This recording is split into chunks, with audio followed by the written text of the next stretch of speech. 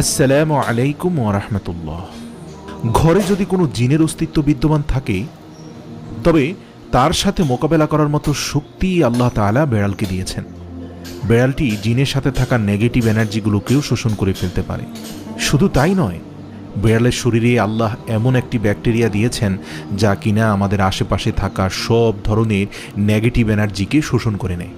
এছাড়াও বিজ্ঞানীরা বলছেন, আমরা যখন রাতে ঘুমাতে যাই, তখন ঘরে পুষে রাখা বেড়াল সারা রাত ধরে আমাদের শরীর থেকে নেগেটিভ এনার্জি শোষণ করতে থাকে।